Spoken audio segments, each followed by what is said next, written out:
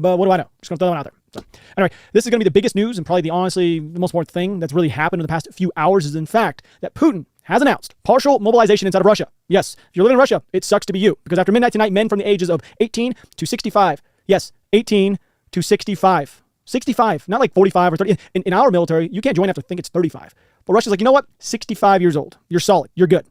Anyway, these men are going to be prohibited from leaving Russia to go anywhere abroad. The mobilization decree actually was published this morning. It's incredibly vague. Like, when I mean vague, very vague. And it's making it possible for them to call up millions of Russian men, like if they wanted to, including like millions of people that graduated from universities, like who just received their junior officer ranks this year, like as part of like their studies. Like, they can call them all up. Like, citizens of the Russian Federation called up for military service by mobilization will have the status of military personnel serving inside of the actual armed forces of the Russian Federation under a contract. So now they're going to be contracted under the actual Russian Federation. These citizens also, who are currently in the reserve and above all, who are actually had served inside the armed forces, have certain military occupations that are relevant to experiences will actually be subject to being called up once again for military service. So if you've already served the Russian Federation for X amount of years and you have some knowledge, hey, you're going to be called back up. Doesn't matter how long you've been in.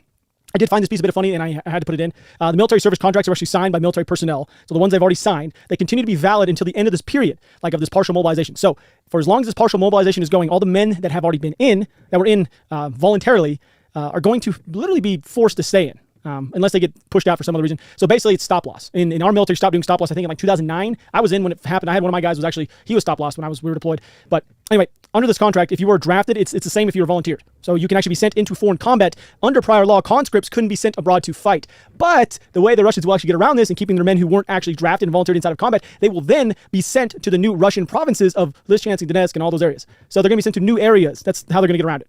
It's kind of funny that they have to get around their own laws, but that's pretty much, I'm fairly confident that's the way it's going to work. So the biggest concern for the Russian military, or just Russians in general, should be, well, the fact of the matter, the new soldiers will not have enough training to fight on the front lines. Like, if you guys think about this just for 1 second, they're calling up these men in a short notice. So they have no real training, and the way the Russian military works is they only get training by their unit, basically. So when they get to where they're going, they don't really have any basic trainings like we do here in America. Russia also only has one base that is meant for basic training. One. Yes, one. For that giant country. And the crazy thing is that, and we can put this into perspective for all of y'all, the United States, I think we have we'll say 10. I don't know the exact number, but I know it's probably a little bit more than 10 or so bases. So don't quote me. I didn't really actually look this up, but I tried to do some math in my head. The Army's got a handful, add in the other, it's got to be at least 10. Anyway, this is spread across all branches. I could be wrong, like I said. Anyway, this is the Army I'm speaking about. It's the largest. So the United States Army is the largest in America. And the Army only trains 150,000 new soldiers a year. And they just called up, Russia did 300,000. So the greatest military on planet Earth trains only 150,000 men and women a year.